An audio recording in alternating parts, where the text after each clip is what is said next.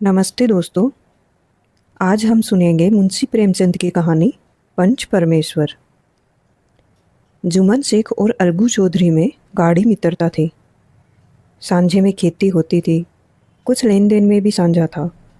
एक दूसरे पर अटल विश्वास था।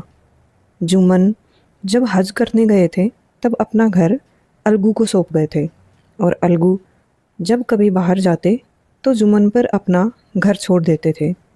उनमें न खान पान का व्यवहार था, न धर्म का नाता, केवल विचार मिलते थे। मित्रता का मूल्यांकन भी यही है। इस मित्रता का जन्म उसी समय हुआ जब दोनों मित्र बालक ही थे, और जुम्मन के पूज्य पिताजी जुमराती उन्हें शिक्षा प्रदान करते थे। अलगू ने गुरुजी की बहुत सेवा की थी। धीरे धीरे कहानी आगे बढ़ती है।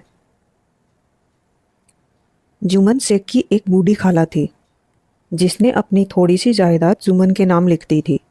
जुम्मन ने वादा किया था कि वह ताहयात उसे रोटी कपड़ा देंगे, लेकिन जैसे ही रजिस्ट्री हुई उसके बाद जुम्मन और उसकी पत्नी करीमन ने खाला से दुर्व्यवहार करना शुरू कर दिया। खाला ने सहन किया, फिर जुम्मन से शिकायत की, लेकिन कोई फ़ायदा नहीं हुआ। अंत में खाला ने पंचायत करने की धमकी दी। जुम्मन को पूरा विश्वास था कि पंचायत में उनकी जीत होगी, क्योंकि गांव के लोग उनके अनुग्रही थे। खाला ने घूम घूम कर पंचायत बुलाई और अलगू चौधरी को सरपंच चुना। अलगू ने दोस्ती के बावजूद न्याय किया। उन्होंने फैसला सुनाया कि खाला को माहवार खर्च दिया जाए, वरना हिब्बानामा रद्द माना जाए। जुम्मन स्तब्ध थे। उन्होंने सोचा कि दोस्त ने धोखा दिया। कुछ समय बाद अलगू को बैलों की एक जोड़ी मिली। एक बैल मर गया। बच्चा बैल उन्होंने समझू साहू को दिया। समझू ने बैल को अत्यधिक मेहनत करवाई, चारा पानी का ध्यान नहीं रखा और बैल मर गया। समझू ने दाम देने से इनकार कर दिया। अलगू ने पंचायत बुलाई। समझू ने जुम्मन शेख को सरपंच चुना। जुम्मन ने सरपंच बनते ही उत्तरदायित्व का भाव महसूस किया। उन्होंने न्यायपूर्वक फैसला सुनाया कि समझू को बैल का पूरा दाम देना चाहिए, क्योंकि बैल स्वस्थ था। उसकी मृत्यु अत्यधिक परिश्रम और उपेक्षा से हुई है।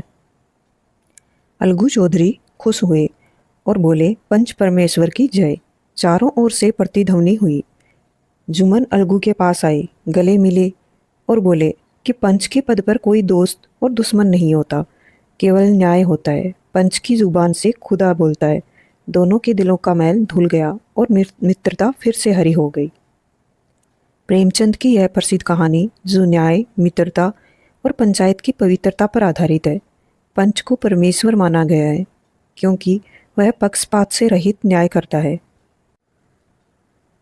दोस्तों, यदि आपको प्रेमचंद की और भी प्रसिद्ध कहानियाँ सुननी है तो बने रहिए हमारे साथ और चैनल को सब्सक्राइब ज़रूर करना।